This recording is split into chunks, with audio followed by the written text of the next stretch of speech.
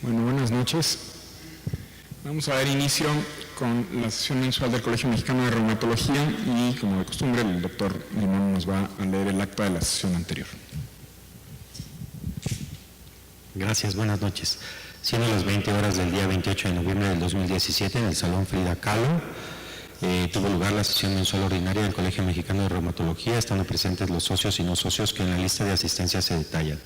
El doctor Daniel Jivillé dio la bienvenida a los asistentes y se inició la sesión bajo el siguiente orden del día: lectura y aprobación del acta anterior. Se procedió a la lectura del acta y fue aprobada por unanimidad. En el informe del Comité Ejecutivo se presentó el informe mensual de lo que se ha llevado a lo largo del mes de noviembre. Se concluyó con la revisión de los trabajos recibidos para el Congreso Mexicano de Reumatología que se llevará a cabo en la ciudad de Chihuahua. De los 387 trabajos revisados, 13 fueron rechazados. A pesar de que es alto el número de trabajos, el 44% de ellos son casos clínicos, por lo que los trabajos originales no son la totalidad de los trabajos recibidos.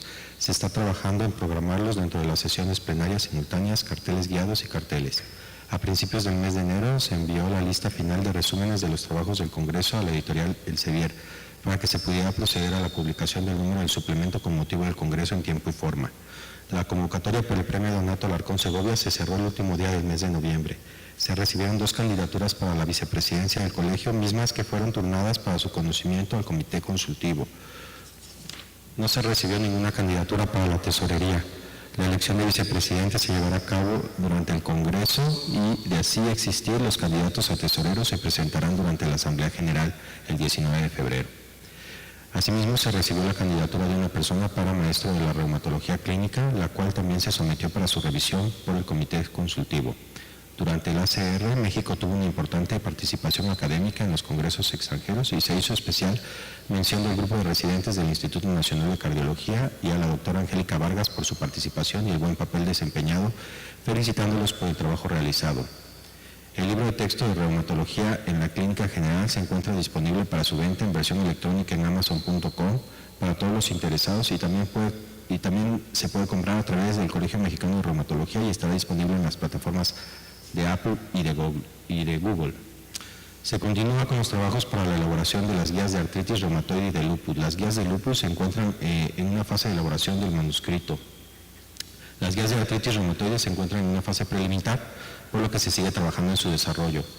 A partir de enero del presente año, los artículos de reumatología clínica estarán limitados en cuanto a su acceso.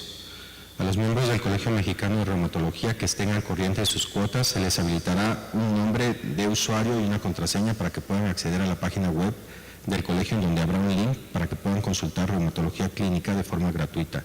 Para todos los demás, el acceso a la revista estará limitado. Se ha gestionado con el Elsevier que los artículos que sean guías o posturas de ambas sociedades queden como acceso libre. También se gestionó el tiempo de embargo que tendrán el resto de los artículos antes de que estén en texto libre.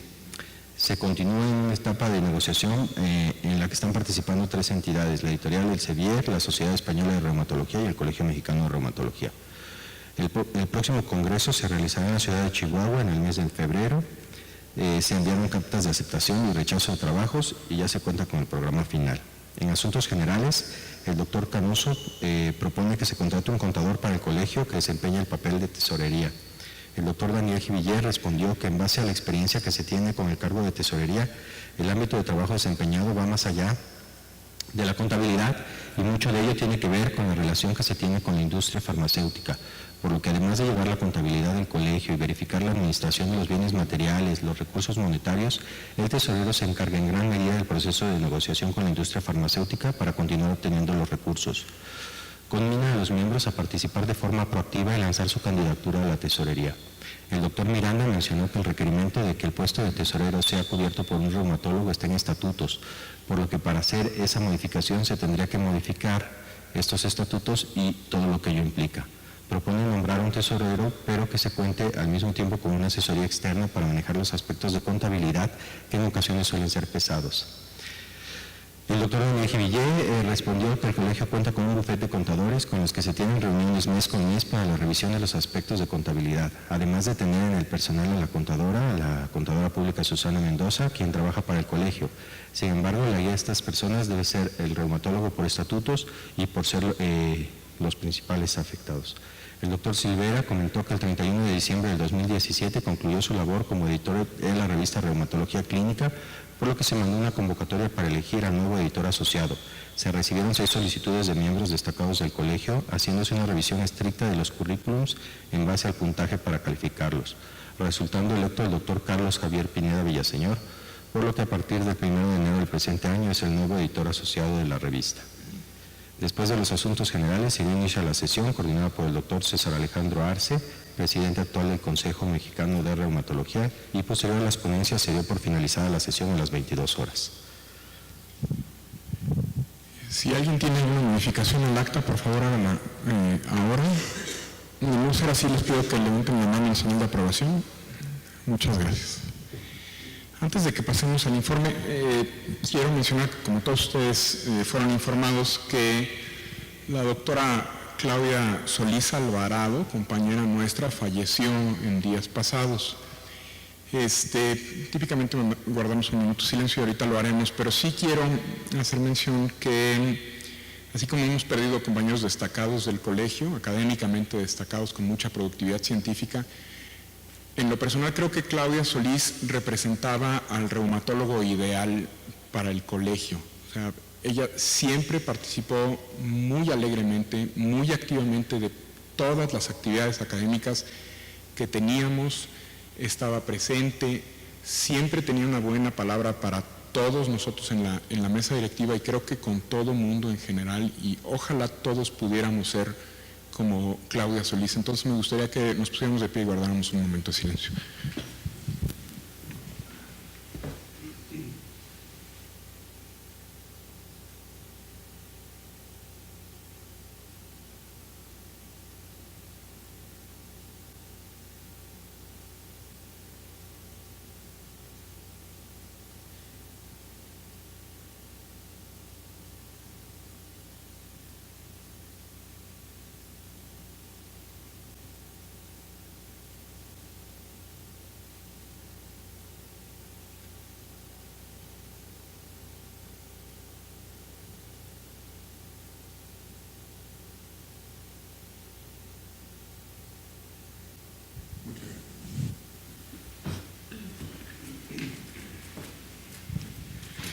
En relación a las actividades llevadas a cabo por el Comité Ejecutivo en los últimos 2 meses, el programa final del Congreso ya está disponible en línea y se ha mandado a imprenta y todos ustedes pueden consultarlo en la página del Colegio Mexicano de Reumatología. Asimismo, ya se ha dictaminado quiénes van a ser acreedores al Premio Donato Alarcón Segovia en investigación básica y en investigación clínica, y los ganadores han sido informados mediante carta, y la premiación se llevará a cabo durante la ceremonia de inauguración en el próximo Congreso, el día 16 de febrero. En relación a las guías de lupus, ya se terminó con el manuscrito, se ha dividido, el trabajo hecho se ha dividido en 2 manuscritos. Uno que son las recomendaciones y la guía y recomendaciones como tal. Ese manuscrito ya se envió a Reumatología Clínica para su revisión, mientras que el otro va a ser el manuscrito relativo a la metodología empleada para llevar a cabo para elaborar las guías, y ese está todavía en preparación. Y en relación a las guías de tratamiento de artritis reumatoide, ya cumplimos con la primera etapa, que era revisar cada una de las preguntas que nos habíamos planteado, revisar la evidencia en relación a esas preguntas y generar recomendaciones en base a lo revisado. Los resultados preliminares de estos, o las recomendaciones preliminares, se van a presentar durante el próximo congreso, en donde esperamos la retroalimentación de todos los presentes para poderlas enriquecer antes de pasar a la etapa de elaboración de manuscrito. El Comité de Socios Nuevos se está programando su reunión, que será, me parece que el día 1 de febrero, para revisar los expedientes de quienes van a ser nuestros nuevos integrantes. La fecha límite es mañana, así que si hay alguien que todavía falte por enviar papeles, todavía está en tiempo. Tras lo cual se reunirá el Comité de Socios Nuevos y estos serán anunciados en el Congreso Mexicano de Reumatología. El suplemento de reumatología clínica con los trabajos del Congreso también ya está completo, ya recibimos las galeras. Tengo que darle las gracias al comité editorial de la revista, que ha trabajado de forma muy eficiente para que esto salga a tiempo. Es un trabajo muy extenso, hay mucho que revisar, y le quiero dar las gracias al doctor Álvarez y a sus compañeros, porque han hecho un muy buen trabajo en relación a la revisión de las galeras, bueno, la revisión de todo el proceso de las galeras en particular. Muchos de ustedes tienen acceso a la plataforma RIMA, que es una plataforma en línea que nos provee de información médica y de artículos, y no está disponible actualmente debido a que están cambiando de plataforma informática, y esto probablemente se restablezca en el transcurso de las próximas semanas, cuando les harán llegar una nueva contraseña para que puedan acceder nuevamente al material que está ahí y a los artículos que uno puede descargar ahí. En relación a Biobadamex, ya se cumplen 2 años de que Biobadamex se echó a andar nuevamente. Entonces hemos hecho una revisión de toda la información que tenemos ahí y se redactó un resumen que se envió para consideración en el Congreso de EULAR. Y asimismo, en el PANLAR, que se va a llevar a cabo en Buenos Aires ahora en abril, el Colegio Mexicano de Reumatología participará también presentando esa evidencia en un simposio que se va a llevar a cabo con Biobadamérica, presentando la evidencia de cada uno de los países latinoamericanos en cuanto a sus registros.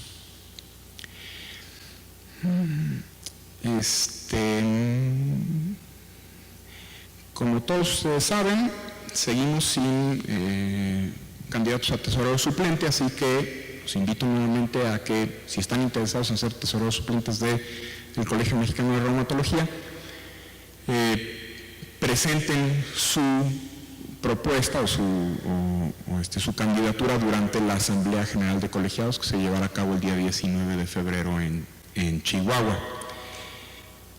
Y me parece que, a menos de que me corrijan aquí, es todo lo que tenemos que informar. No sé si alguno de ustedes quiera tomar la palabra para algún asunto que quieran tratar. Doctoras.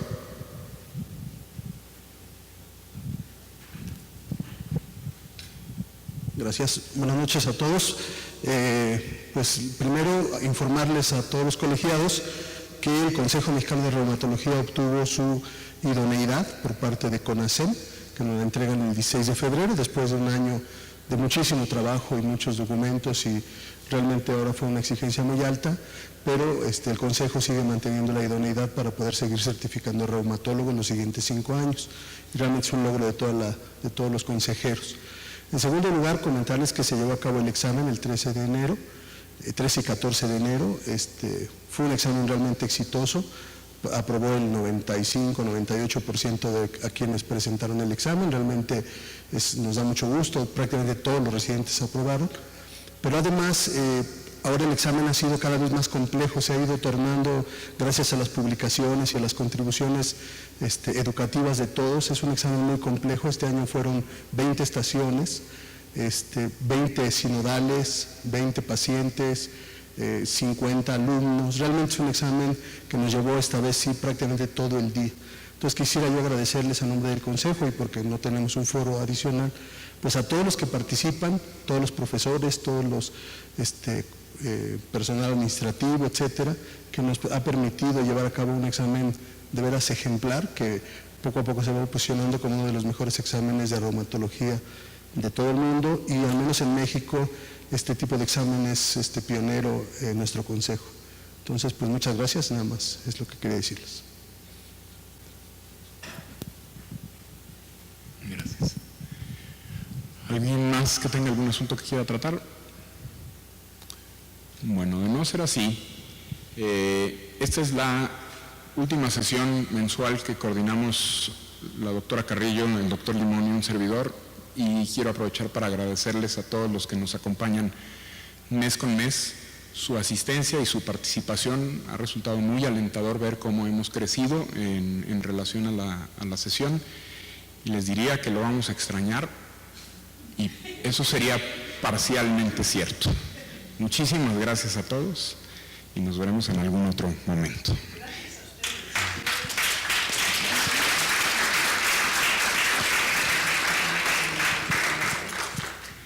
Quiero ceder la palabra al doctor César Arce, quien va a coordinar la sesión en el día de hoy. Muchas gracias.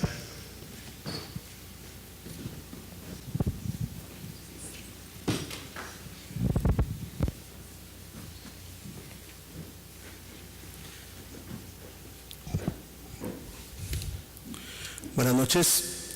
Bueno, la sesión que tenemos preparada hoy es una sesión en donde vamos a hablar sobre estas moléculas nuevas, estos medicamentos que se están empleando de forma oral para el tratamiento de la artritis reumatoide. Y bueno, pues servirá la sesión de hoy para revisar un poquito el tema, fundamentalmente en dos aspectos que nos parece importante o nos ha parecido importante, que es la parte de la eficacia de estos tratamientos, que el doctor, que nos hará favor de comentar el doctor Miranda Limón, y la parte de seguridad, sobre todo para pues dejar más o menos en claro con la evidencia o lo que está escrito, de realmente qué tan seguros son estos medicamentos, a qué le debemos temer y qué acciones hay que tomar en el caso de que nosotros pensemos que sea la terapia ideal para nuestros pacientes.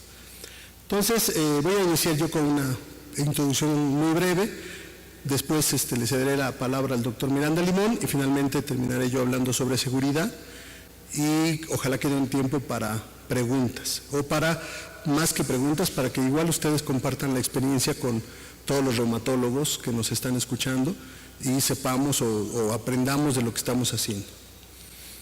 Entonces, el tema que nos trata hoy es hablar sobre la artritis reumatoide, que como todos saben, pues es una de las razones por las que la reumatología existe, es una de las enfermedades que nos toca atender de forma pues prácticamente integral y como toda la línea de atención. Nos gustaría mucho que los médicos de primero y segundo nivel tuvieran más habilidades para tratar estas enfermedades, pero desafortunadamente no es así. Y en muchos foros uno escucha decir, incluso en las guías, por ejemplo, de EULAR, dicen ahí que el médico ideal para tratar esta enfermedad es el reumatólogo, cosa con la que podemos o no estar de acuerdo, pero finalmente ya está escrito. Es una enfermedad que en México tiene una prevalencia muy alta, se presenta más frecuentemente en mujeres, su etiología todos ustedes la estudian muchísimo y tienen muchas ideas de cómo es que esta enfermedad se produce y a su vez los mecanismos de daño.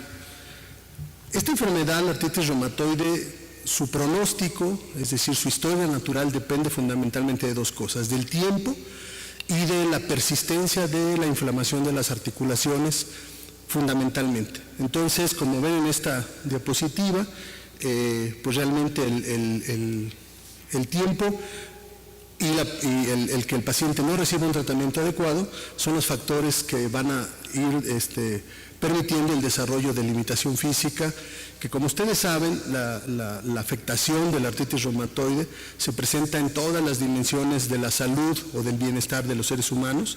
Por eso es una enfermedad que a todos los reumatólogos nos fascina, es una enfermedad que todos los reumatólogos de una o de otra forma estudiamos, porque pues nos permite aprender de cómo una enfermedad puede impactar diferentes dimensiones emocionales, psicológicas, físicas, sociales, de relación, etcétera, ¿no? Incluso económicas. Entonces, ustedes saben que por mucho tiempo los reumatólogos procuramos que las autoridades entendieran que esta era una enfermedad catastrófica.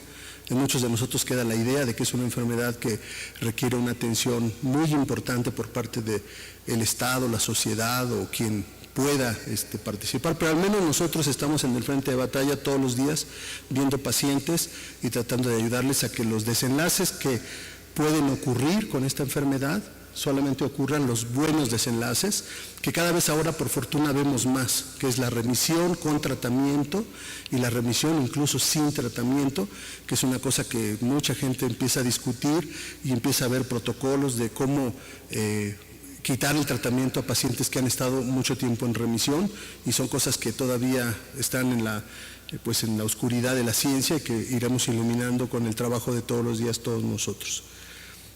Uno de los que me parece a mí, que aparte por todos los años que tengo en esto, al principio, uno de los primeros trabajos que yo hice cuando estudié reumatología fue buscar indicadores, hacer índices de actividad de la artritis reumatoide. Le estoy hablando de 1990, muchos de ustedes no iban ni siquiera al kinder, pero ya estábamos nosotros contando articulaciones, contando erosiones, haciendo algoritmos, logaritmos de las velocidades de cimentación para integrarlos en un indicador, que por fortuna ha ido cambiando a lo largo del tiempo, y parece ser que esta herramienta, este indicador, el DAS28, nos ha permitido establecer uniformidad y homogeneizar la forma de seguimiento de la artritis reumatoide. Ahora hay instrumentos incluso más sencillos que se usan, pues ahora sí, como dicen, al pie de la cama del paciente, sin necesidad de otras cosas más que las partes clínicas, que seguramente tendrán más ventajas. Pero bueno, por lo pronto este instrumento permitió que los reumatólogos pudiéramos hablar en el mismo idioma para decir cuáles son las metas del manejo de la artritis reumatoide. Y esto pues nos puso, si este Treat to Target nos lo hubieran puesto en 1994, probablemente no hubiéramos podido llegar a ninguno de los objetivos que se planteaban, pero al establecerlo o al difundirlo en el siglo XXI, pues ya tuvimos ahora sí herramientas para poder ir cambiando y ajustando los tratamientos y conseguir que nuestros pacientes puedan estar en remisión y puedan estar en baja actividad. De hecho, yo les platico a mis alumnos que las salas de espera de los consultorios de reumatología hace muchos años eran salas llenas de muletas, de andadores, de camillas, y que ahora afortunadamente ya no vemos eso, no vemos personas leyendo un libro esperando su consulta algún momentito, ¿no? Entonces, esto realmente ha sido muy alentador, y para los que hemos sido testigos de cómo ha ido cambiando esto, es de veras muy, muy importante. Ahora, la cuestión aquí parece ser, y esto pues se ha descrito, se ha mencionado desde hace mucho tiempo, que hay un momento en donde la artritis reumatoide debe ser tratada de manera muy eficaz, debe ser identificada, debe ser diagnosticada. Obviamente esto no quita que si no tenemos este tiempo, bueno, pues no hagamos nada, ¿no? Sino que sigamos insistiendo, pero es mucho mejor diagnosticar pacientes de forma precoz y tratarlos eficientemente en las etapas más tempranas de su enfermedad, porque más adelante probablemente lo que hagamos ya no sea de tanto impacto. La historia de los tratamientos, ustedes la conocen, ustedes muchos de ustedes, como les digo, la han leído solamente, pero algunos de nosotros sí usamos las sales de oro inyectadas semanales en las clínicas que había en los hospitales, usábamos la depinicilamina para producir síndromes nefróticos en la gente, etcétera, etcétera, ¿no? Afortunadamente, del principio del siglo para acá, ha habido una revolución en los tratamientos con el advenimiento de las terapias biológicas, y ahora con estos nuevos tratamientos sintéticos específicos o moléculas pequeñas o tratamientos orales, que pues tienen una eficacia sorprendente, como lo van a ver en los ensayos clínicos que les vamos a presentar. Me parece que si hacemos un corte de caja, ahora tenemos más pacientes en remisión o con baja actividad de lo que muchas veces tuvimos o alguna vez soñamos tener. Hemos visto y hemos sido testigos de pacientes que ya no tienen ese daño crónico. Incluso recientemente en una reunión comentaban que qué tanto valía la pena seguir haciendo puntajes de Sharp si los pacientes ya no progresan con esos índices de Sharp, y realmente lo que estamos viendo son modificaciones de 3, 4, 5 puntos en un año o menos, que realmente no tiene ninguna significancia clínica. Entonces, pues habría que pensar eso, ¿no? Vemos una menor incidencia de afección grave extraarticular. También muy pocos pacientes ahora requieren cirugías de estas correctivas, de reemplazos articulares y todas estas osteotomías que alguna vez fueron de todos los días. Y los pacientes también, y esto consta en muchos lugares en donde vemos trabajadores, pues ya no necesitan tantas incapacidades, ya no necesitan dejar de trabajar. Es decir, hemos hecho algo en los últimos 30 años para que esta enfermedad cambie su historia natural. Sin embargo, todavía quedan muchos pendientes, por fortuna, porque si no, pues ya no tendríamos razón, ¿no? Una parte de la población mexicana no tiene acceso a estos tratamientos. Esto se discute mucho y bueno, no es el foro ni es el momento para saber qué podemos hacer, pero el hecho es que hay una buena parte de la población que no tiene acceso a todos estos beneficios. Sigue habiendo mucho retraso en el diagnóstico, sigue habiendo meses entre que el paciente comienza la enfermedad y lo ve el especialista o recibe un tratamiento adecuado. Muchos pacientes, sobre todo en las secciones públicas, no pueden ser seguidos por los reumatólogos. Y esto pues es algo que, leyendo uno la eficacia del reumatólogo como el que guía el tratamiento o el que lleva el tratamiento, pues probablemente no esté bien. Y no hay pocas clínicas de artritis temprana o de artritis precoz en México, lo que hace también que el paciente sea diagnosticado muy tarde. Entonces, pues no hay duda de que entre más pronto nosotros podamos tratar a nuestros pacientes, identificarlos, el éxito en términos de evitar la progresión de la enfermedad va a ser cada vez mayor. Entonces, pues ahí vamos, en el camino avanzamos un poco, pero falta todavía bastante, y qué bueno porque pues es tarea de muchos jóvenes que vienen empujando fuertísimo. Entonces, le cedo la palabra al doctor Miranda para que nos haga favor de hablar sobre la eficacia de los tratamientos de estas moléculas pequeñas, y después les digo cómo concluiré yo con la parte de seguridad.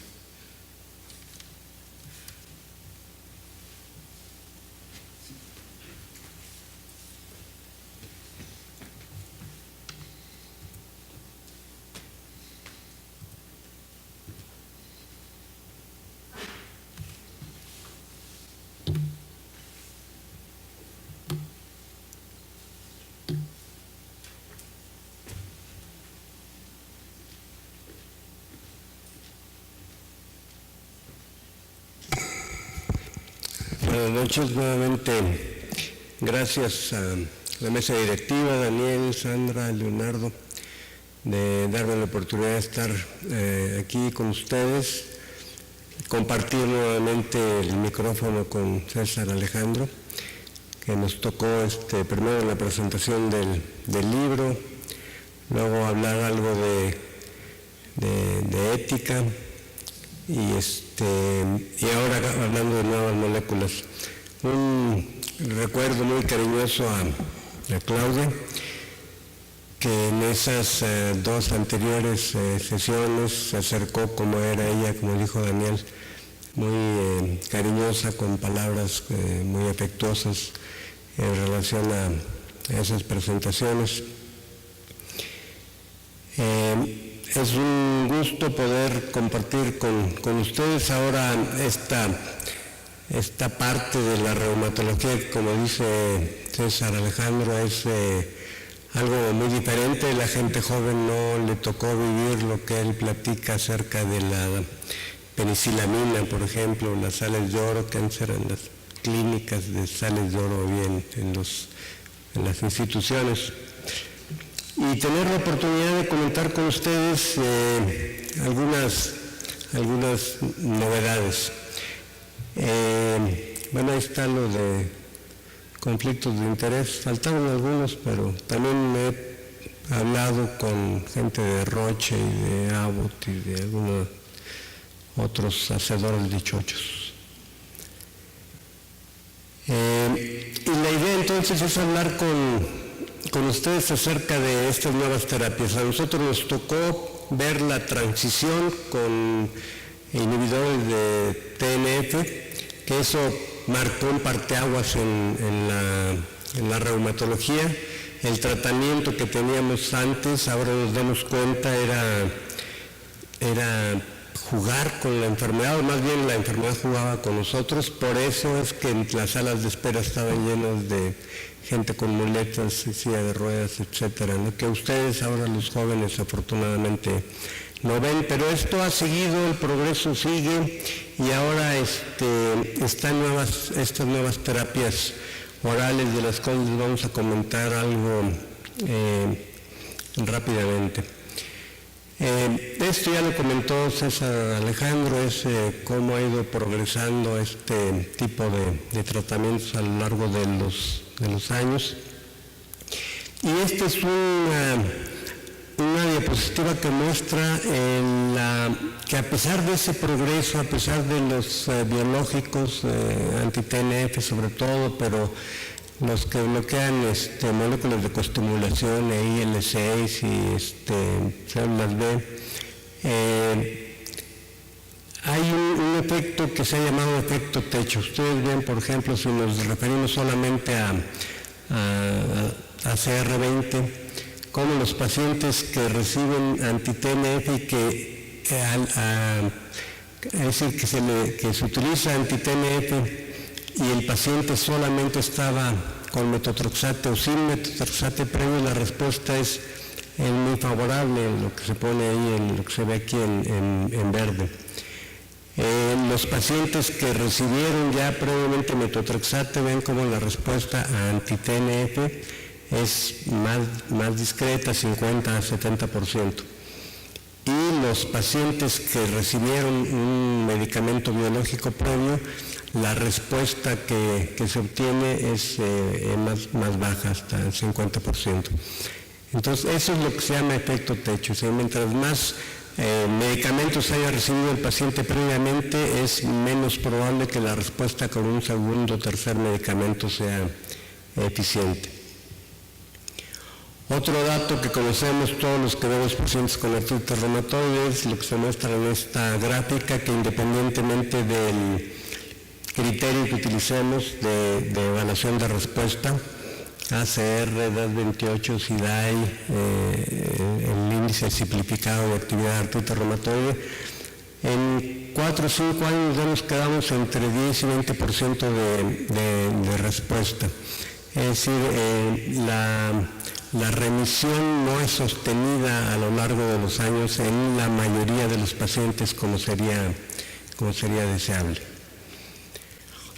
Otra necesidad no cubierta es en lo que ahora de unos años para acá se ha analizado como el reporte de los pacientes, el Patient Reported Outcomes, o desenlaces evaluados por el paciente. ¿Qué es lo que al paciente le interesa saber en relación o dar a conocer en relación a su enfermedad? Nosotros estamos acostumbrados a ver número de articulaciones dolorosas, inflamadas, escala visual análoga de evaluación de la enfermedad en general o de dolor, pero al paciente lo que le interesa es más que le preguntamos por el dolor, por la discapacidad funcional, la incapacidad que tienen para las actividades de la vida diaria, la fatiga, que es una manifestación de actividad de la enfermedad que poco valoramos y que para el paciente puede ser mucho más relevante que el número de articulaciones inflamadas. Y así los otros datos que muestran aquí de un análisis que se hizo en 10 países europeos con cerca de 100 pacientes. Esto es como una reflexión a nosotros de si estamos evaluando al paciente en la necesidad real del paciente y no en lo que los médicos pensamos que es importante para el paciente. Estos datos se los presento aquí nada más como algo de las necesidades aún no cubiertas. Está analizado en varios de los artículos que voy a presentar, pero no los voy a desglosar en este momento. Este va a ser objeto de otra presentación allá en el Congreso en Chihuahua. Pero este es un punto importante de la evaluación de los pacientes que no estamos haciendo todavía suficientemente. Los inhibidores de JAKs, como ustedes saben, las moléculas pequeñas, las moléculas JAKs, tienen que ver con la activación intracelular de una gran variedad de citocinas. En el caso del baricitinib, inhibe principalmente JAK1 y JAK2.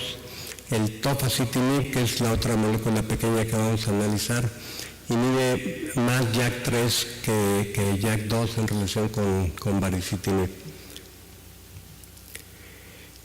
Y la situación es que estas moléculas de inhibición tienen que ver con la señalización de transcripción o activadores de transducción o el sistema STAT en la pared celular, en la membrana celular, en la parte interna. Esto, como en casi todas las células eucariotas, tiene que ver con fosforilación, con activación de estas moléculas a través de la incorporación de ion fósforo. Esto, una vez que se transcribe al núcleo celular, da lugar a la expresión de genes de respuesta inflamatoria e inmune. Lo que ocurre con estos nuevos medicamentos es que la activación de la que hablábamos queda inhibida de tal manera que no se facilita, no se permite, se inhibe la incorporación de fósforo, por lo tanto no se activa el sistema STAT, por lo tanto se inhibe la expresión de genes de respuesta inflamatoria. Lo que vamos a presentar ahora es los estudios pivotales de la fase 3 de investigación clínica en artritis reumatoide con baricitinib. Como ustedes saben, fase 3 son aquellos estudios en los cuales se evalúa el medicamento en análisis en comparación con lo que ya tenemos en el mercado. Tienen los nombres que están aquí anotados. El RA Begin se refiere a los pacientes que no han recibido metotrexato. El BIM son los pacientes que no han respondido adecuadamente a metotrexato. El BILD son los pacientes que toman otros inductores de remisión. Y BICON es los pacientes que fallaron a un medicamento anti-TNF. En la unidad de investigación en la cual ahora trabajo, hemos trabajado dos de estos, el BIM y el BILD, y también trabajamos en un estudio fase 2 de baricitinib, y estamos actualmente en lo que sigue de esto, que es los seguimientos a largo plazo, un estudio que en línea han llamado Beyond, que es un seguimiento a 6 años de los pacientes que estuvieron en estos estudios previos. Aquí está la descripción general de los estudios. En el primero, les decía, se trata de artritis reumatoide que no ha recibido o que recibió solamente máximo durante 3 meses el metotrexato y que tiene más de 3 meses que no se le da el medicamento. En este grupo de estudios se trató de 584 pacientes. En el siguiente estudio, el BIM, son pacientes refractarios a metotrexato y ya habían recibido metotrexato, fallaron al medicamento y por ese motivo se justifica el ingreso al estudio.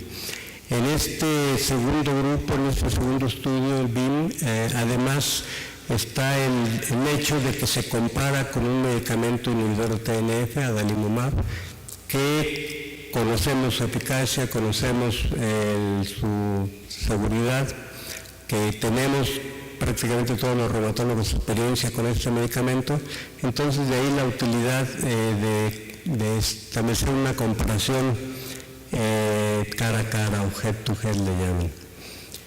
El siguiente estudio es pacientes refractarios a otros inductores de remisión, no únicamente metotrexato, Y por último, a aquellos pacientes refractarios a anti-TNF que ya habían recibido medicamentos biológicos previamente, no solamente anti-TNF, lo vamos a ver con calma más adelante. Destacar también aquí que los pacientes refractarios a metotrexato me parece el grupo más adecuado de analizar porque es lo que hacemos en la práctica clínica. El paciente que tiene artritis reumatoide activa, habitualmente empezamos con metotrexato, que creo que es una experiencia no personal, no de una institución, sino general y no solamente de nosotros, sino en todo el mundo. Entonces, este grupo de pacientes que fallan a metotrexato son el grupo, digamos, interesante. Además, como les decía, la comparación con un anti-TNF, con adalimumab. El número también es significativo, 1.305 pacientes en este estudio BIM, se llama. Vamos a empezar entonces con el BEGIN, que es los pacientes que no habían recibido o muy poco metotrexato. A los pacientes se les dio metotrexato y se comparó con baricitinib 4 miligramos solo, monoterapia, o baricitinib combinado con metotrexato. A la semana 24 los pacientes en el grupo solo con metotrexato o los que no habían alcanzado un mínimo de respuesta de ACR20 se rescataban y pasaban a baricitinib de 4 miligramos. Los criterios de respuesta, yo les voy a estar mencionando los de ACR20, como ustedes ven aquí están 50 y 70, para brevedad, para no alargarme demasiado en la presentación, y además porque era el objetivo primario. La medida de desenlace primario en todos estos estudios es ACR20. Entonces el que voy a estar mencionando, y aquí están los porcentajes de ACR50 y 70. En el caso de este estudio, comparación con de monoterapia de metotrexato, monoterapia de baricitinib y el grupo de combinación de ambos medicamentos, ustedes ven que ACR20 en los pacientes del grupo de baricitinib, la mejoría, 77-78% de pacientes, es estadísticamente significativa en comparación con la mejoría que se obtiene en los pacientes que reciben solo metotrexato, que es de 62%, que como ustedes saben no es una mejoría despreciable.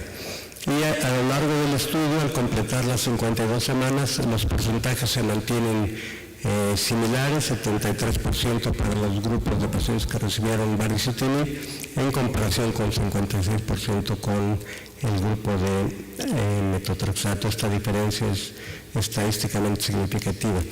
Esta es otra forma de presentar esta respuesta, también ACR20, y nos sirve para ver cómo evolucionan los pacientes a lo largo del tiempo. Como ustedes ven, desde las semana, 2 semanas ya empieza a notarse diferencia, la respuesta es rápida, la eficacia es rápida, los pacientes adquieren este porcentaje de 20% rápidamente, lo alcanzan alrededor de los 2 meses y se mantiene estable a lo largo de todo el desarrollo del estudio, o sea, el año de estudio. Inhibición del daño estructural medido con el score de Sharp, modificado por Van der Heijden, número de erosiones y disminución del espacio articular. Ustedes ven que la barra clara, que es la que indica a los pacientes que solo reciben metotrexato, hay más progresión del daño desde el punto de vista radiológico, tanto con la evaluación de Sharp como erosiones y disminución del espacio articular en menor medida. La evaluación, como ustedes saben, es más útil a las 52 semanas, que es cuando debe evaluarse estudio desde el punto de vista radiográfico, y es más evidente en el grupo que recibe metotrexato con baricitinib. Ahí sí hay una diferencia con el grupo que solo recibe la monoterapia de baricitinib y obviamente la diferencia con el grupo placebo. El estudio BIM es pacientes, como les decía, refractarios a metotrexato, lo que más vemos en la clínica, en este estudio se incluye lo que está aquí en la barra azul, que es adalimumab de 40 miligramos, una comparación head to head. Ahí están los principales criterios de inclusión, que es la respuesta inadecuada a metotrexato, los pacientes con 3 o más erosiones. Si el paciente tenía factor reumatoide positivo, CSP positivo, podía entrar con una erosión. 6 articulaciones dolorosas como mínimo, 6 articulaciones inflamadas como mínimo, y la proteína C reactiva es más de 6 miligramos por litro. Esos eran los criterios de inclusión. En forma aleatorizada se incorporaban algunos de estos 3 grupos. Vale la pena mencionar, como ven ustedes en la tabla de arriba, en la barra de arriba, gris, los pacientes que recibían placebo, pero que estaban con metotrexato de fondo. A la semana 24 se hacía un ajuste de tratamiento para que recibieran baricitinib 4 miligramos. Aquí vale la pena hacer una pequeña mención de la revisión de los estudios de cara a cara o head to head en artritis reumatoide, porque se ha cuestionado la validez de estos estudios. Y este artículo de Small and Fleischmann hablan de la utilidad de esta valoración en este estudio en particular, el BIM que estamos analizando, en comparación con la adalimumab, como les he venido mencionando. Entonces, las respuestas ACR20, que les dije que es lo que vamos a analizar, se notan claramente en estas tablas. Siempre el grupo placebo queda más bajo. Aquí ya no alcanza el 60% que alcanza en mejoría del grupo placebo cuando el paciente no recibía metotrexato, que eran pacientes vírgenes a metotrexato. Cuando ya recibe metotrexato, ese porcentaje de respuesta es menor en el grupo placebo, 40% en la semana 12. Y las diferencias con los grupos de baricitinib o de adalimumab es evidente en comparación con el grupo placebo. En la semana 52 ya no se incluye el grupo placebo porque, como les decía, los pacientes después de la semana 24, 26, en la semana 24 cambiaban a producto activo baricitinib. El otro punto importante en esta gráfica, si ustedes comparan el porcentaje de respuesta de baricitinib, la barra naranja, en la semana 12 con la semana 52 es prácticamente lo mismo, 70-71%. Esto habla de la persistencia del efecto del medicamento. Ocurre también algo similar con adalimumab, 61% y 62% a las 52 semanas. Este punto es importante, es interesante de analizar por la posibilidad que hay de que los medicamentos pierdan su efecto conforme avanza el estudio. Como ustedes ven, es prácticamente lo mismo. Y el otro punto es la diferencia estadísticamente significativa, no solamente con placebo, que era muy de esperarse, sino con adalimumab. Si lo analizamos en la semana 52, ustedes ven 71 contra 62% de respuesta con ACR20. Y se observa algo similar con 50 y 70. Lo mismo, la tabla es para mostrar la rapidez de la respuesta y la persistencia de la eficacia del medicamento a lo largo de las 52 semanas que dura dura el estudio.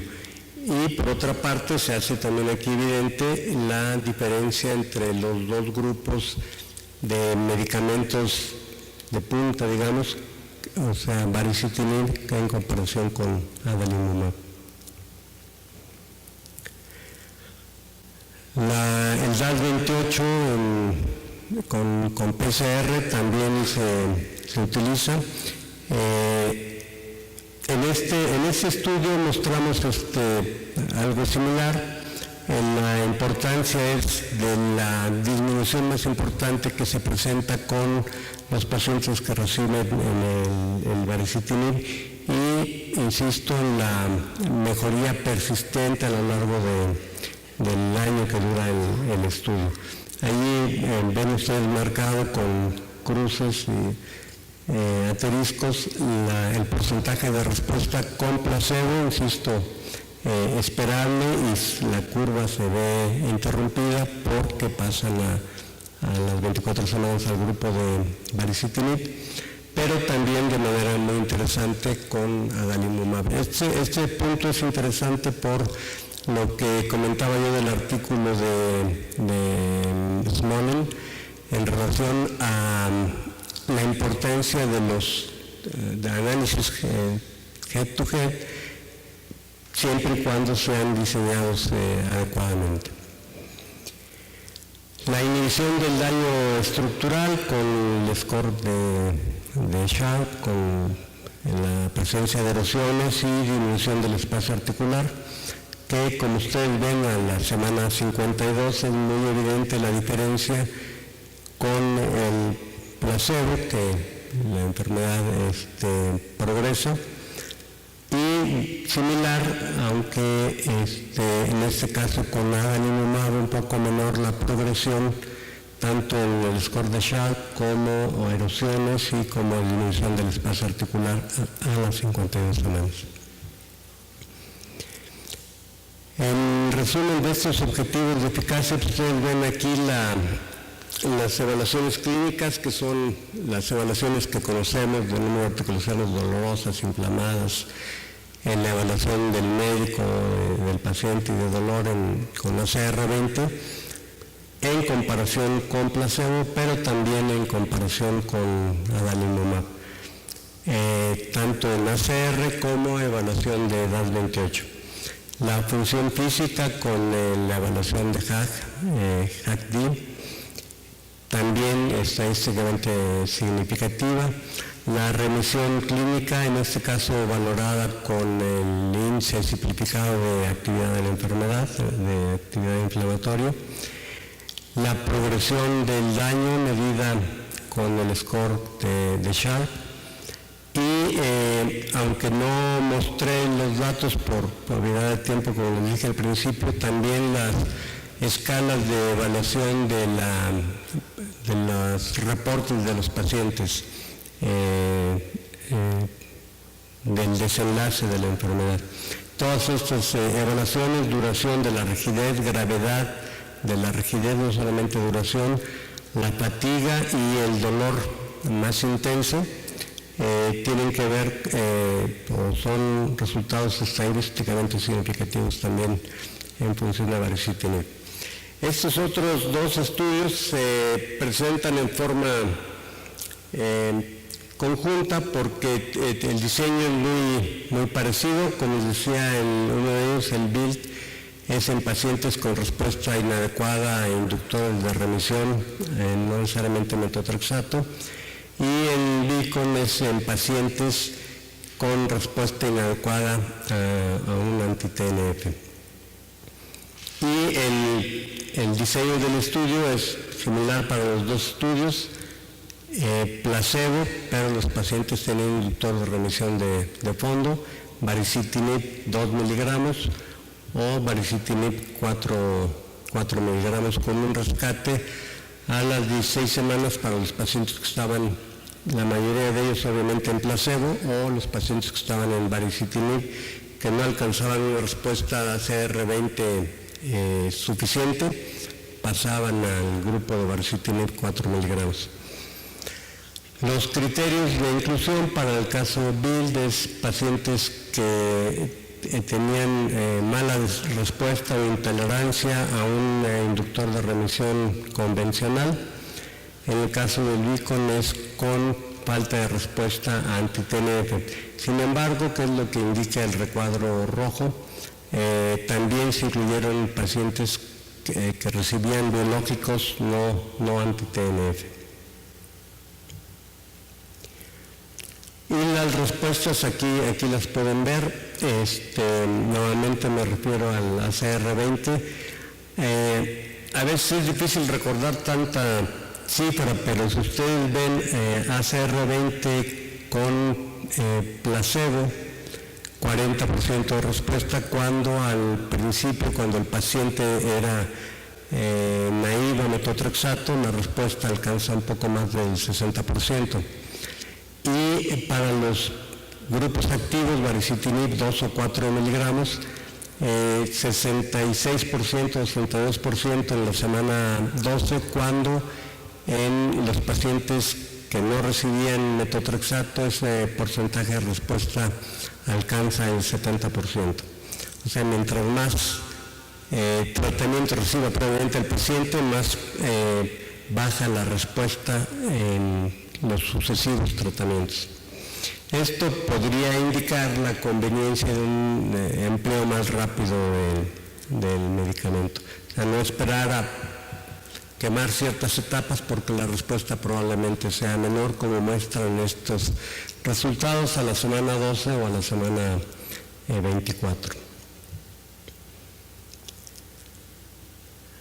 La evolución de la respuesta, nuevamente marcando la rapidez y luego lo sostenido de la respuesta de los medicamentos activos. La eficacia con DAS28, aquí en la misma tabla, en la misma columna, se anota el porcentaje de respuesta para alcanzar remisión o los pacientes que tienen buena respuesta clínica pero no remisión. Por eso se ve una parte sombreada y otra no. Pero bueno, la respuesta principalmente con el DAS28 que utiliza PCR es significativamente mejor que los grupos que reciben placebo. Y lo mismo que habíamos visto en la disminución de la producción radiológica evaluada por Sharp, por espacio articular o por la presencia de erosiones. En el caso del Vicon, la situación es similar. Aquí, vuelvo a insistir, si el paciente estaba con terapia anti-TNF, ven que la respuesta ACR20, incluso del grupo placebo, es 27%, cuando estábamos hablando al principio del 60%, 49 o 55% con baricitinib 2 o 4, cuando en las primeras evaluaciones en los pacientes sin metotrexato esa respuesta alcanza hasta el 70% con ACR20.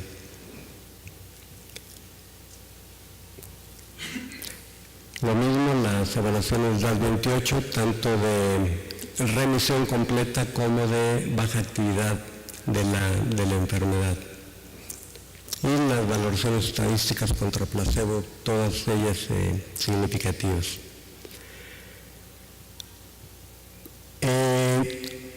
Los pacientes podrían haber recibido otras terapias biológicas no anti-TNF, particularmente abatacept, rituximab o tocilizumab. Los pacientes que habían recibido alguno de estos medicamentos previamente también alcanzan una respuesta estadísticamente significativa en comparación con placebo, pero insisto, si comparamos estos porcentajes de respuesta con los pacientes que solo recibieron metotrexato o que no habían recibido metotrexato, la diferencia es importante.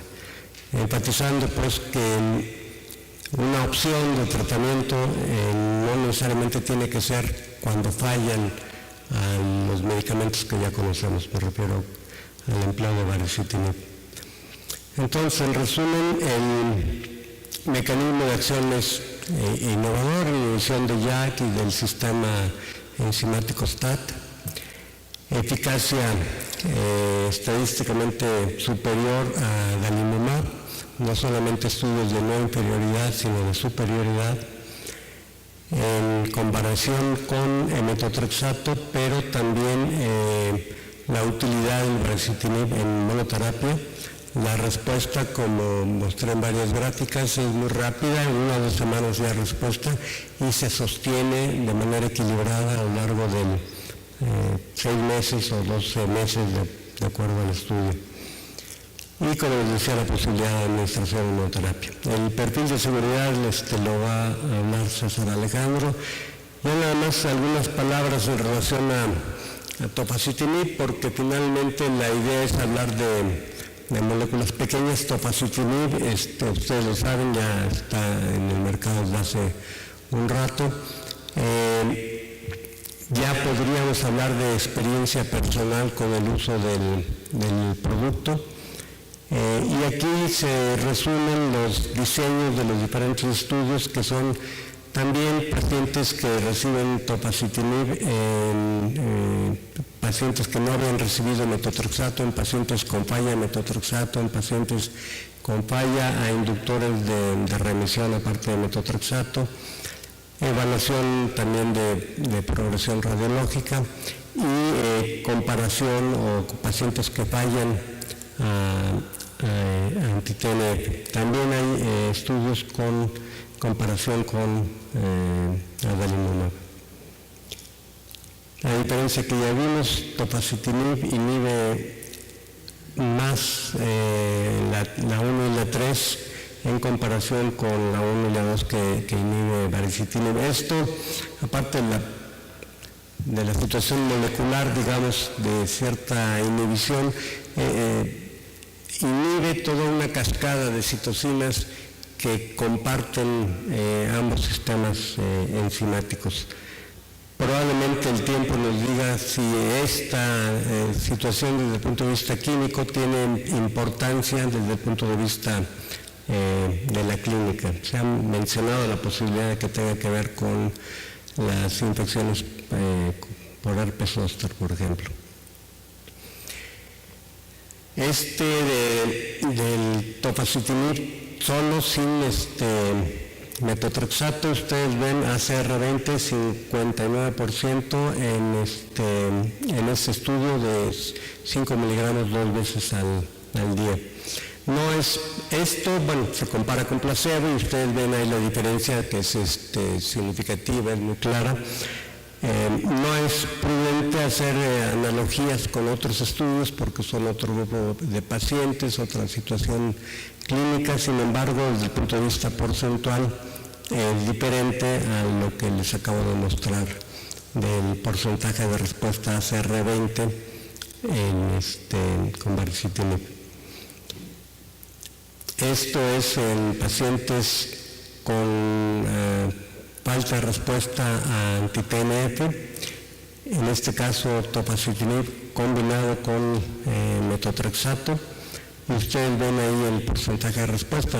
Ya he mencionado varias veces que los pacientes que reciben el medicamento después de una segunda o tercera etapa, el porcentaje de respuesta disminuye. Aquí disminuyó hasta 41%. En tanto que cuando el paciente solamente ha recibido metotrexato, ese porcentaje de respuesta es de alrededor del 52%, mejor, igual que vimos con baricitinib, aunque el porcentaje es menor. Otros inductores de remisión diferentes a metotrexato, el porcentaje de respuesta a CR20 es similar. Y los pacientes que tienen metotrexato como medicamento de base, ese porcentaje se mantiene alrededor del 50%. En los casos de pacientes que no han recibido previamente metotrexato, o sea, prácticamente de primera intención, pacientes con reciente inicio de enfermedad, el porcentaje de respuesta sí llega a ser de 70%, que es lo mismo que vimos con baricitinib, aunque en este caso es combinado con el metotrexato. La diferencia con placebo también es estadísticamente significativa. No les hago mucha mención de eso porque resulta como una obviedad. Y en este estudio también se analiza la progresión radiográfica, y ustedes pueden ver que la progresión en el grupo que recibe placebo con metotrexato es mayor en comparación con los pacientes que reciben tofacitinib y con metotrexato. Bueno, esto es lo que quería yo presentarles en relación con eficacia. Seguimos con seguridad y luego podríamos tener tiempo para sus comentarios. Gracias.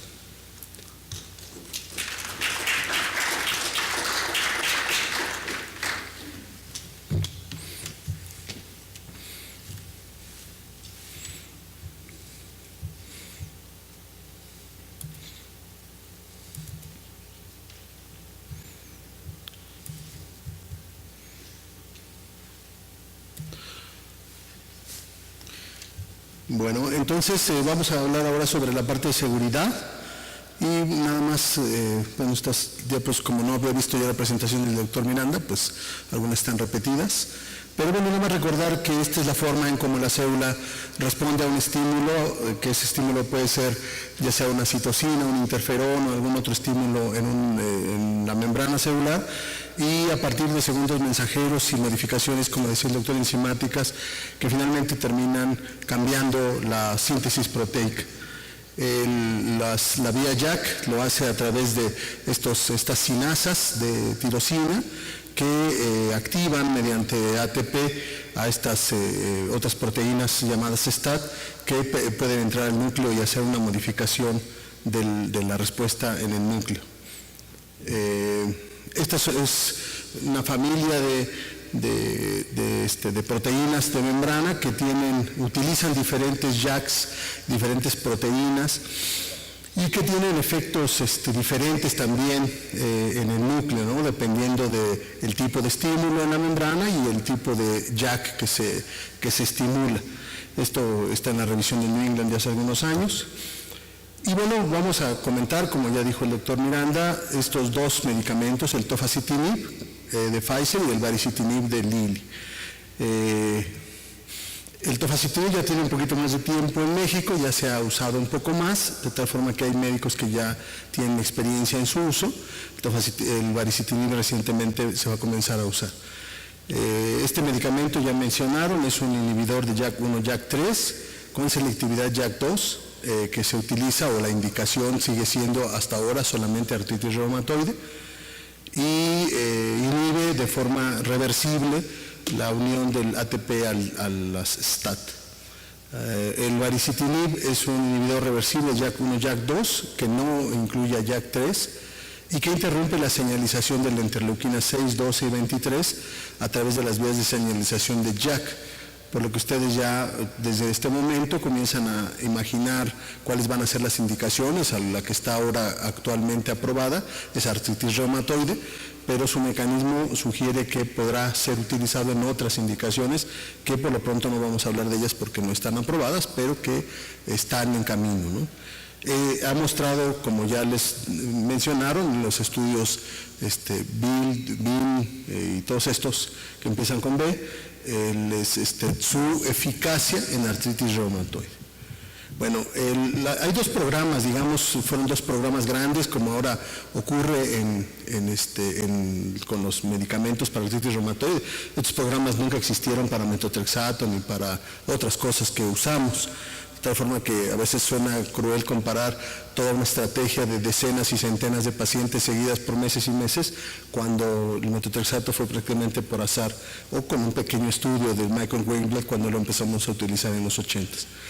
Bueno, el programa de tofacitinib, ya lo mencionaron, incluye estudios comparados con pacientes que no han recibido tratamiento y que les dan junto a metotrexato comparado, o pacientes que son resistentes a metotrexato, o pacientes que han fallado a otros fármacos o que han fallado a anti-TNF, ¿sí? Y en general la meta de tratamiento el objetivo en todos los estudios es ACR20, que como todo el mundo ya sabe y todo el mundo lee estos artículos, nos causan como un poquito de escozor, porque ACR20 no es tan complicado obtener y aparte no es lo que quisiéramos para nuestros pacientes.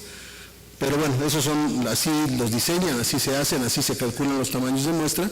Y esto es importante porque hay que acordarnos que cuando se diseña un estudio para eficacia, para evaluar ACR20, este estudio no está diseñado para seguridad, porque los efectos adversos van a ser siempre mucho menos frecuentes que los efectos benéficos, si no, pues no se diseñarían así los estudios. Y esta diferencia nos debe siempre hacer pensar que los datos obtenidos de seguridad a partir de los ensayos clínicos siempre van a subvaluar o van a tener una menor tasa de eventos adversos o de eventos importantes, porque el tamaño de muestra es algo que ahí no se identificó con un poder estadístico correcto. De tal forma que esta información de seguridad siempre la debemos de tomar a partir de otras herramientas, como son los registros, los estudios de farmacovigilancia intensiva, los estudios post-marketing, etc. Pero finalmente los ensayos clínicos nos permiten acercarnos o darnos una idea de cuáles son los efectos adversos que vamos a obtener con estas moléculas. Este es el estudio o el plan de trabajo de desarrollo de baricitinib, con estos estudios que ya comentaron. Es interesante en los 3 trabajos que se publican en New England con baricitinib que el diseño original era de no inferioridad, sin embargo en todos esos trabajos se alcanzó superioridad a partir con el mismo tamaño de muestra. O sea, se hace un análisis, se hace un análisis posterior, un análisis post-hoc, a partir de esos mismos números, uno encuentra que realmente sí son superiores baricitinib a los comparadores, que puede ser adalimumab o puede ser metotrexato. Y esto es muy importante porque le da mucha mayor solidez al trabajo. Bueno, primero, lo que más nos preocupa en reumatología, en artritis reumatoide en particular, que son las infecciones graves. Las infecciones graves entendidas como aquellas que requieren hospitalización o que requieren tratamientos intravenosos. Y el herpes zóster, que desde los primeros estudios, de los primeros ensayos, se encontró que en algunas poblaciones la frecuencia de herpes zóster era mucho mayor en los pacientes que recibían inhibidores de JAK que en los comparadores. Este es digamos, un resumen de los trabajos de baricitinib. Déjenme ver si se puede aquí con la flechita. Como ven, pues es una suma, digamos, es un resumen de los trabajos, en algunos que se usó 2 miligramos, 4 miligramos, 8 miligramos, o los que, como ya mencionó el doctor Miranda, hay rescate, porque estaban en placebo y se les cambió, o los que se les cambió de dosis de 4 a 8 o de 8 a 4 miligramos, de acuerdo al diseño de los estudios. Aquí lo importante es que ustedes vean, por ejemplo, acontecimientos adversos graves. Perdón, esto está muy sensible. En acontecimientos adversos graves, más o menos el número de acontecimientos adversos, aquí en esta línea, es muy semejante. Y solamente se obtiene o se observa una tendencia de que estos acontecimientos se presenten, como es esperable, a mayor exposición de los medicamentos, es decir, en los estudios de extensión. Pero más o menos el número se mantiene igual. Y lo más importante aquí son infecciones, que más o menos son en un número semejante, infecciones por herpes zóster, que solamente se observa más, con mayor, digamos, frecuencia después de la semana 24, en los pacientes que recibieron 4 miligramos, ¿sí? Y las infecciones graves igual. Pero por lo demás, los números que ustedes ven ahí son números pequeñitos. En resumen de estos estudios, les pongo aquí 3 columnas, que es placebo, adalimumab y baricitinib 4 miligramos, y vean ustedes, por ejemplo, los acontecimientos adversos, que ya están aquí en las tablas, en las renglones superiores, que son más o menos iguales. Las interrupciones, que también son más o menos de la misma proporción, las infecciones graves, que fueron aquí incluso más con placebo, acuérdense que este placebo no es placebo, sino es metotrexato en dosis altas, herpes zóster, que fue más o menos igual, y tuberculosis, que solamente se presentó un caso en el grupo de adalimumab. Esto es en la semana 0 a 24 de los estudios y en la semana 24 a 52, en donde, como ya les comentó el doctor Miranda, no hay placebo, solamente son comparadores adalimumab y baricitinib, y se encuentra tasa de infecciones totales 145 y 233 en estos grupos, infecciones graves 5 y 10, pero los porcentajes, vean entre paréntesis, son muy semejantes. Herpes zóster 1.5% aquí en adalimumab y 2.3%, y tuberculosis 0.3% y 0 en baricitinib. De tal forma que lo que podemos encontrar en estos ensayos clínicos es que tanto la tasa de infecciones graves como la tasa de herpes zóster es muy parecido entre adalimumab y baricitinib, con alguna tendencia a ser un poco mayor en baricitinib, pero todavía sin ningún número más significativo. Este es un trabajo de Gómez Reino, donde hace un metaanálisis de infecciones graves comparando tofacitinib, y encuentra que las infecciones graves, y esto también nosotros llevamos un trabajo, mandamos a juicio un trabajo al EULAR sobre infecciones graves a 5 años con biológicos del hospital, y encontramos más o menos las mismas cifras. Algunos biológicos tienen una tasa mayor que incluso tofacitinib. Y siempre hay que ahí hacer la distinción del tiempo de evolución de enfermedad de los pacientes, de comorbilidad y del uso de esteroides, ¿no? O sea, esos factores siempre es muy difícil, quitarlos en la ecuación del análisis multivariado, de cuál es el peso de cada una de estas tres cosas, ¿no? La comorbilidad, el tiempo de evolución y el uso de esteroides en la presencia de infecciones graves. Pero en este metaanálisis de Gómez Reino, como ustedes pueden ver, tofacitinib no tiene una tasa mayor que algunos otros biológicos de uso más común. En los estudios de tofacitinib, y esto lo encontré en los resúmenes del EULAR del 2016, y esto después se publicó y está publicado, la comparación entre pacientes de Latinoamérica que incluyeron para tofacitinib y los pacientes del resto del mundo en los estudios clínicos, y tampoco encontraron diferencias particulares entre pacientes latinoamericanos, pensando que tengan ciertas características, ya sea genéticas o culturales o económicas, relacionado con los grupos del resto del mundo. Y con relación a herpes zóster, aquí sí claramente se encuentra en estos mismos trabajos del EULAR del año pasado que hay una tasa mayor de tofacitinib en herpes zóster, cuando se incluyen a todos los pacientes de los ensayos clínicos, de los 6 ensayos clínicos, comparados en este metaanálisis, con otros estudios de biológicos. Esta es la tasa de incidencia de herpes zóster. Aquí estos son los diferentes estudios. Están los estudios con resistente a Farme, los pacientes que no recibieron más que metotrexato, y los pacientes que recibieron metotrexato y adalimumab. Y como ven, también hay una tendencia a que los pacientes con tratamiento con baricitinib tengan una tasa mayor de herpes zóster que los pacientes con otros comparadores, excepto con adalimumab, que también resulta ser tan alto la frecuencia de tofacitinib en estos estudios. Y la tasa de infecciones graves de tofacitinib en el tiempo, en estos estudios clínicos, también es mayor al principio del tratamiento que posteriormente en el tratamiento. Herpes zóster, de acuerdo a las regiones de los pacientes incluidos en los ensayos clínicos, y esto es algo que se repite en todos los estudios clínicos, si hay tanto de tofacitinib como de baricitinib, que los pacientes asiáticos, particularmente japoneses y taiwaneses o chinos de Taiwán, tienen una incidencia 6 o 7 veces mayor que, por ejemplo, los países de Centroamérica, Sudamérica y México. ¿Sí? Hay un gradiente que probablemente tenga, dicen los que han estudiado esto, que es de cuestiones genéticas. Otra parte que es importante de evaluar como seguridad en los tratamientos de artritis reumatoide es el índice de neoplasias o la incidencia de neoplasias.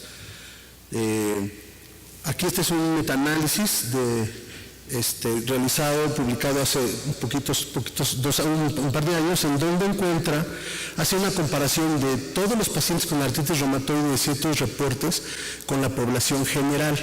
O sea, aquí no está evaluando tratamiento, sino está evaluando artritis reumatoide. Y como todos sabemos, pues los pacientes con artritis reumatoide tienen un riesgo mayor de presentar linfoma, tanto linfoma Hodgkin como linfoma no Hodgkin. No ocurre así con otras neoplasias. Entonces, en los estudios poblacionales sí se encuentra que hay una tasa mayor de linfoma, y eso hay que tenerlo en cuenta, y hay trabajos que muestran que esto tiene que ver con actividad de la enfermedad y con tiempo de evolución también. Baricitinib hace esta comparación de incidencia de cáncer a lo largo del tiempo en todos sus estudios, y como ustedes ven, pues más o menos la incidencia es la misma, es muy bajita, y no es superior a la de la población general. De hecho, no hay diferencia con la población general que les acabo de mostrar. Y esta es con tofacitinib, en donde también la incidencia de neoplasias es muy baja y es comparable con la de otros tratamientos convencionales o biológicos en artritis reumatoide.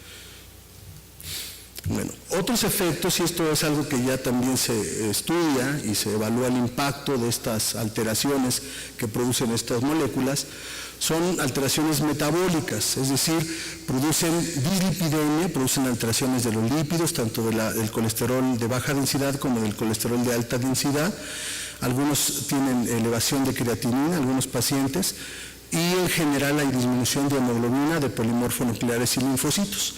Sin embargo, ninguna de estas alteraciones, excepto la de los lípidos, parece ser una significancia clínica. Todos los demás estudios, como creo que les voy a mostrar, y si no, están los estudios clínicos, porque por tiempo y se corta la presentación, no tienen impacto clínico, es decir, no se requiere hacer alguna modificación en la dosificación de estos medicamentos porque no pone en riesgo a los pacientes. Por ejemplo, en esta es una cuenta de células y de hemoglobina en pacientes con baricitinib en los ensayos clínicos de la semana 0 a la 12 y de la semana 0 a 24. Y ven ustedes cómo pues realmente por ejemplo, neutropenias graves, se encontró un paciente con 8 miligramos, que es una dosis que no se usa clínicamente, y un paciente con 2 miligramos de la semana 0 a 24, paciente con 8 miligramos. O sea, neutropenia grave, que esta neutropenia sí implicaría quitar el medicamento, pues es muy raro. Y los demás no tienen gran impacto, como ustedes pueden ver. Con relación a los lípidos, algo que es muy importante, sí se ve una elevación consistente de colesterol LDL. Como ven aquí, esto está en milimoles por litro, aquí, pero de todas formas, pero eso es promedio del cambio basal, es decir, es porcentaje de incremento, 30%, 20% de la cifra que tenía basal el paciente. Y como ven aquí, es importante que el LDL sí se incrementa, incluso aquí mucho más arriba, significativamente, que adalimumab y que placebo. Sin embargo, todos los estudios es consistente esto también. Hay elevación de HDL, ¿sí? También en un porcentaje semejante, 30%, 25% de la cifra basal. De tal forma que cuando se obtiene el cociente o la relación entre colesterol de alta densidad y colesterol de baja densidad, no hay indicación para agregar algún medicamento adicional, por ejemplo, estatina. Entonces, los estudios lo que muestran es que sí hay estas variaciones, pero no requieren de manejo especial, digamos, porque ocurre que tanto se eleva a LDL como HDL. Entonces, en conclusiones, les comento que los inhibidores de YAC-sinasa son seguros para su uso clínico habitual.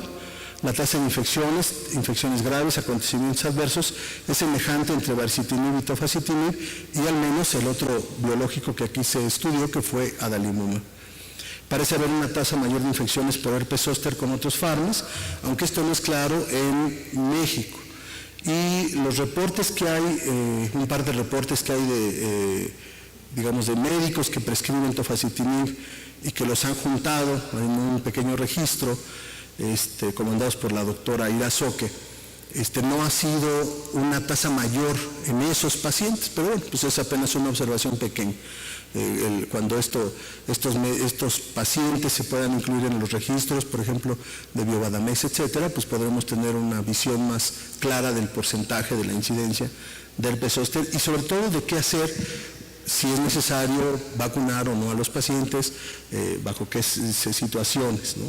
O qué grupo de pacientes son los de más riesgo. Quizá esas dos preguntas son las importantes, ¿no? ¿Quién tiene más riesgo de desarrollar herpes zóster o si debo vacunar a todos? Y las alteraciones que les comenté del perfil de lípidos y la VH rara vez implican la necesidad de suspender el tratamiento. Entonces, eso creo que es todo. Sí, y gracias. Si alguien tiene algún comentario o pregunta, con todo gusto. Doctor Cajigas.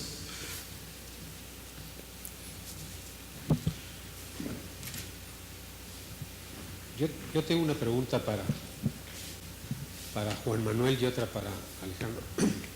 ¿Cuál es la explicación, Juan Manuel, que en los estudios o en la valoración ACR 50 y 70 a las 52 semanas es mucho mejor que a las 12 y a las 24 semanas? Se debería esperar lo contrario, ¿no? Bueno, no sé si debería de esperarse. Porque mientras más tiempo de uso tiene, pues teóricamente los efectos pueden mermar. Sí, es más o menos evidente tu observación de acuerdo a las tablas. La única explicación que encontré es que los pacientes que están en placebo, después de 16 semanas, 24 semanas, pasan al grupo activo. Eso puede modificar el porcentaje de respuestas en relación con las valoraciones iniciales, porque hay más pacientes que no respondieron, que estaban habitualmente con metotrexato, o pueden ser otros inductores de remisión. Esa es la explicación que encontré. Sí me llamó la atención esa observación que haces, pero no conozco algún otro motivo para esa diferencia. Okay, gracias. Y para Alejandro, de los pacientes que hicieron herpes zóster, ¿está en alguna manera subdividido si hubo herpes zóster generalizado, grave o mortal? Los reportes que yo conozco, sobre todo de tofacitinib, son herpes zóster usuales, digamos, de un dermatomo, un cuadro habitual en cualquier persona después de los 50 años de edad o en cualquier diabético, ¿no? No hay formas cerebrales o acontecimientos especialmente graves en los pacientes de los ensayos clínicos. Son monoméricos, de un solo dermatoma. Gracias.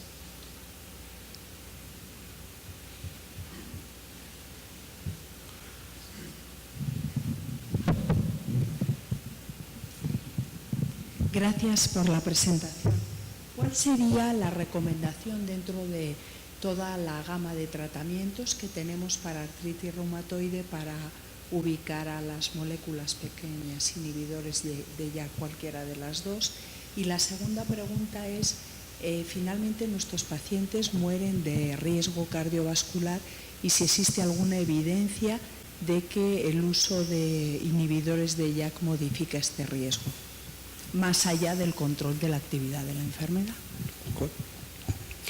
La recomendación general la podemos inferir de las guías que hay para el manejo de artritis reumatoide, en el sentido de primero metotrexato, a lo mejor dos inductores de remisión de manera combinada, después siguen los biológicos y después seguirían los de molécula pequeña. Si tomamos en cuenta nada más la forma cronológica en que han ido apareciendo los medicamentos, pero desde el punto de vista eso, nada más cronológico, está justificado que un medicamento como infliximab, con las dificultades que representaba o que representa su manejo, debe ir en primer lugar porque apareció antes en el mercado.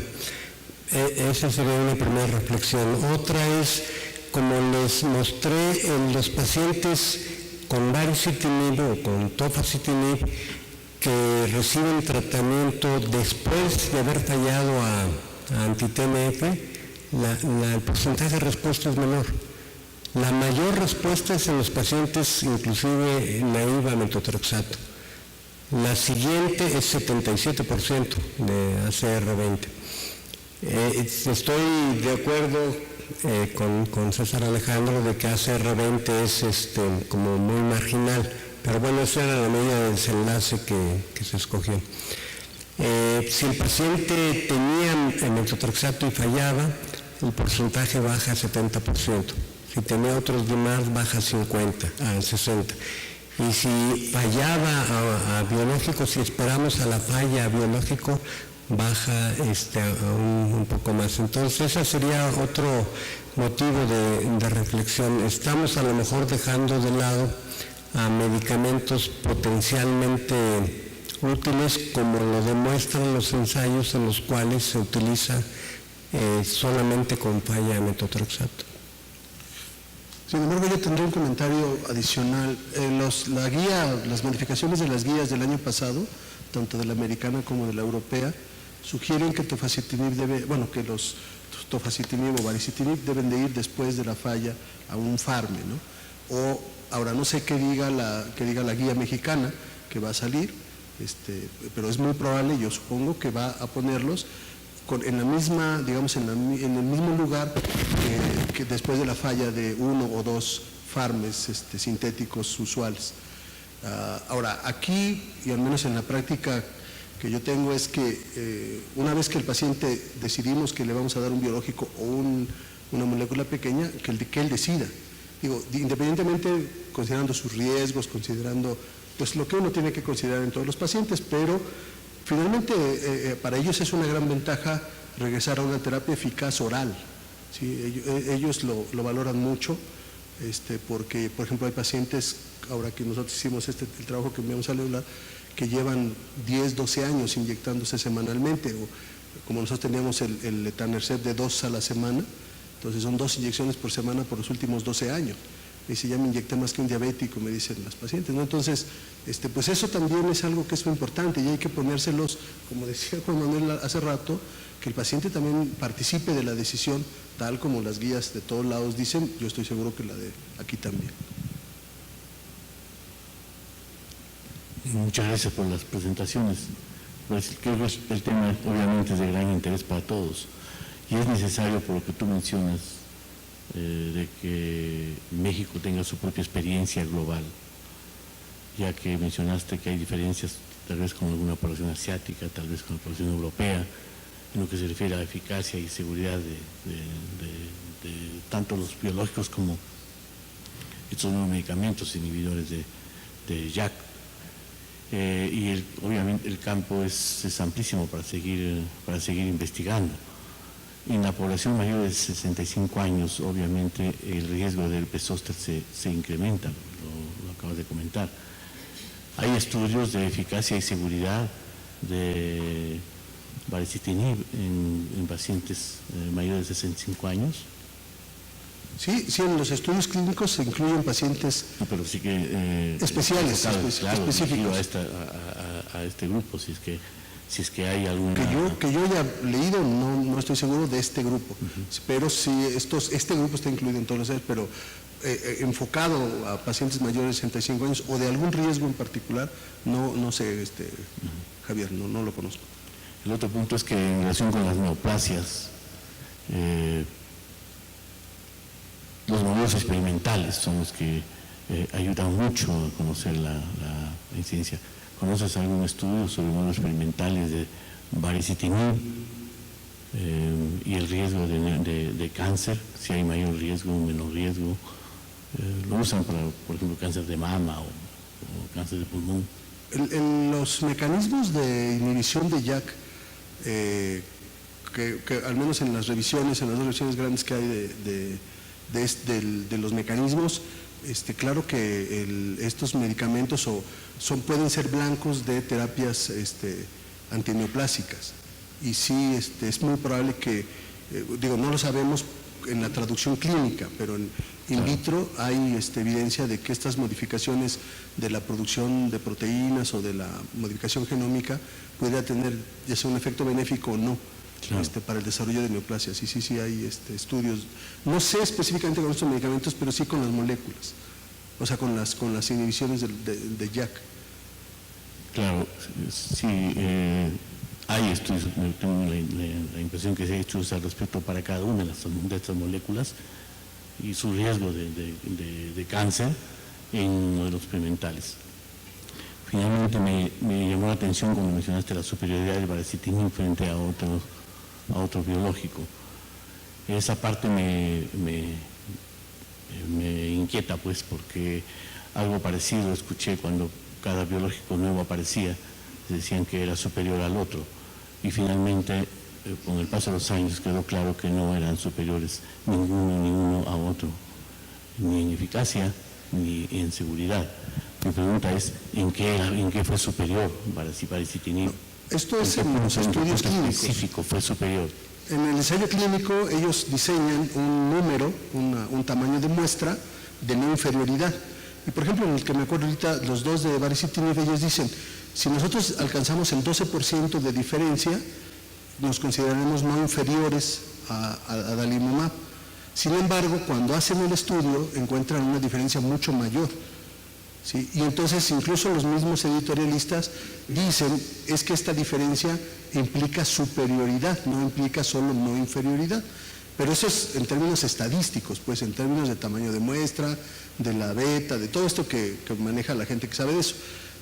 Nosotros nada más lo leemos, ¿no? Pero a eso se refiere. Ahora, la superioridad, digamos, en el trabajo diario de los pacientes, pues esa no la decide la industria, esa la decimos nosotros, con nuestras observaciones clínicas, con nuestros registros, o sea, viendo pacientes es como podemos saber, porque esto, digo, todos lo sabemos a lo largo de estos últimos 18 años que nos han traído nuevas moléculas, nuevos anticuerpos, nuevas sustancias, y que después nosotros ya en la práctica pues nos damos cuenta de cómo funciona, ¿no? Realmente.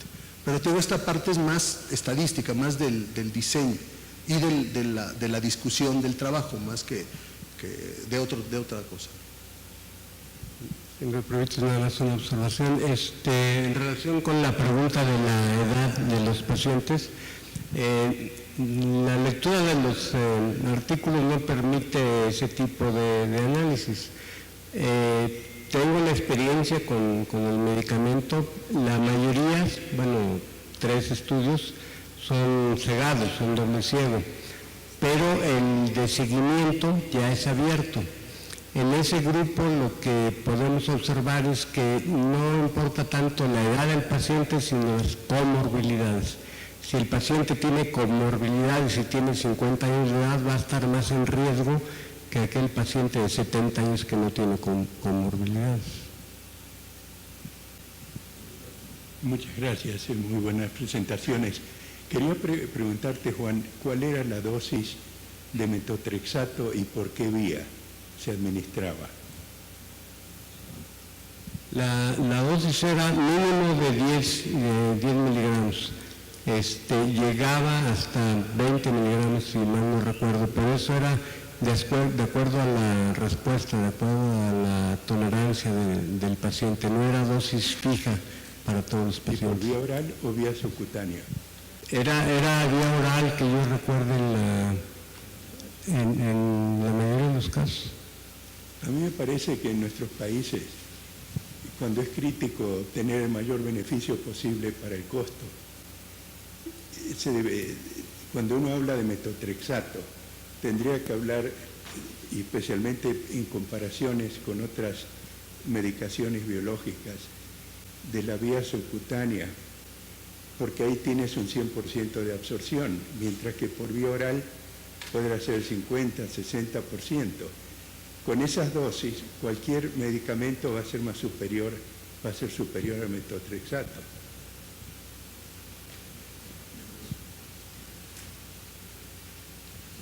Para el doctor Arce, nosotros en el hospital participamos ahorita con 2 ensayos clínicos de inhibidores selectivos de JAK1, y lo que hemos encontrado, por lo menos los pacientes, es que tienen positividad para cuantiferón, pero a mayor largo plazo, es decir, más de 1 año o 2 años de tratamiento.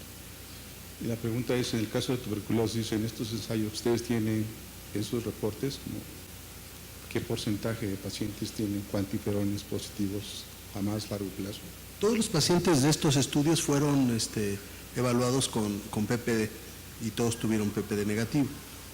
No me acuerdo que haya de cuantiferones que se hayan estudiado, pero todos, o sea, para ingresar al estudio era indispensable que tuvieran PPD negativo. No, bueno, estos en el estudio eran PPD. No, los cuantiferones diferente.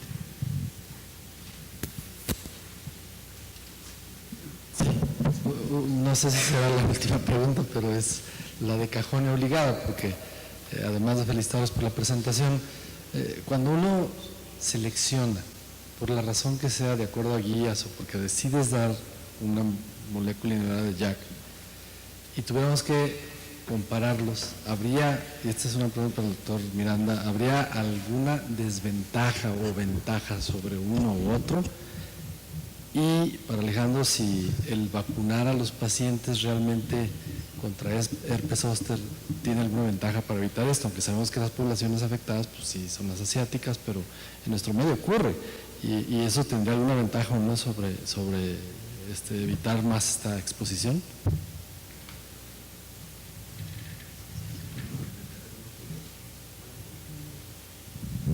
Bueno, de la vacunación yo te diría que o sea, no solamente, bueno, en México hay una vacuna eficaz para herpes zóster, se aconseja aplicarla a personas mayores de 50 años, punto, o sea, independientemente de si tienen diabetes, no tienen diabetes, etcétera, o si tienen artritis, o si les vas a dar uno de estos medicamentos, porque el riesgo después de los 50 años se incrementa exponencialmente, como ya comentaron, de herpes zóster, y pues hay riesgos de herpes de formas mucho más graves, ¿no? Faciales o sistémicas. Entonces, sí se aconseja la vacuna, que al menos en donde yo trabajo se le pone a la gente mayor de 50 años, y pues nada más, ¿no? Pero te diría yo, no solamente por la artritis reumatoide o por darles estos medicamentos, sino porque es una población en riesgo que hay que proteger. En México más o menos la incidencia es de 2 al 3% en estas poblaciones, o sea, es bastante alta. En Taiwán o en Japón es del 16%, pero 3% no es despreciable, pues. Y de lo que decía el doctor Miranda, que me dijo que no quería comentar de esa polémica de dar mejor baricitinib o tofacitinib, la verdad es que, o sea, no son medicamentos en los estudios clínicos comparables, son estudios diferentes, ya todo el mundo ya sabemos que esto no se puede hacer, de decir, mira, aquí salió 25 y aquí salió 27, o sea, son cosas diferentes, pero los dos muestran que son eficaces, que son seguros, que tienen más o menos el mismo perfil. Uno se da una vez al día, el otro se da 2 veces al día.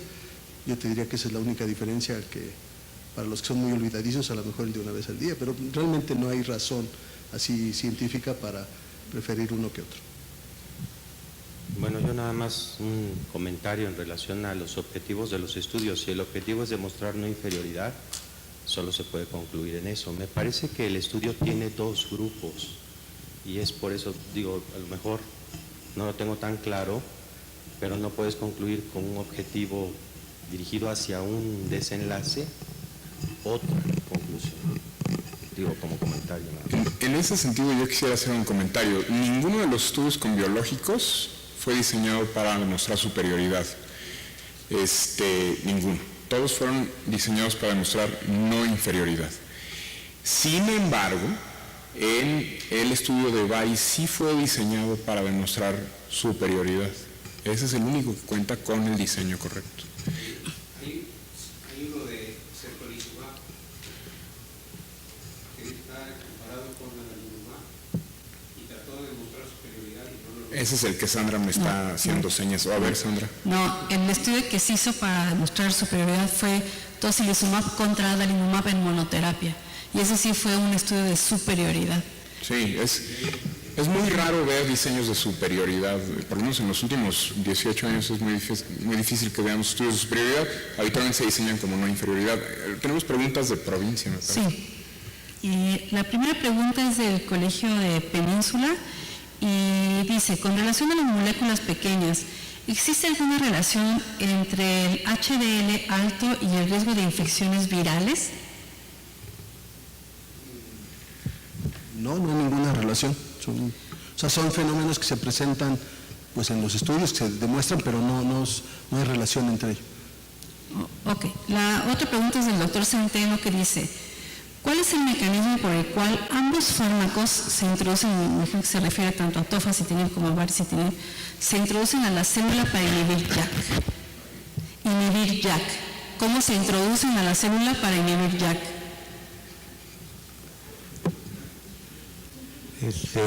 Habrá que invitar una copa Centeno.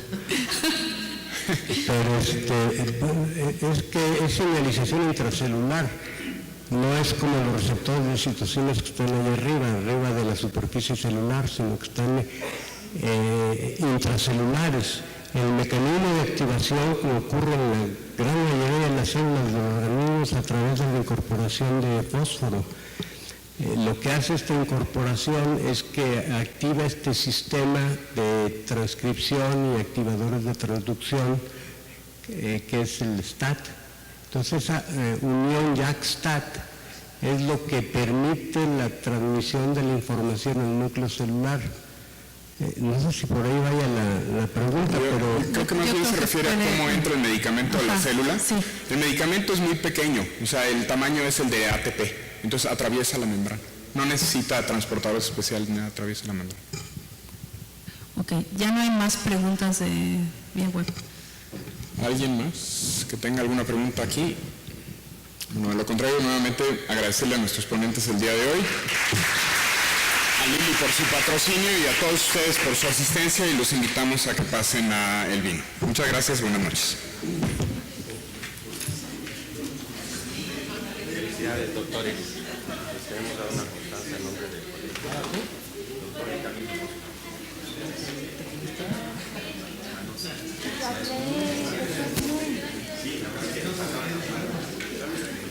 Tenía mucha sed y me las diste y no supe si era...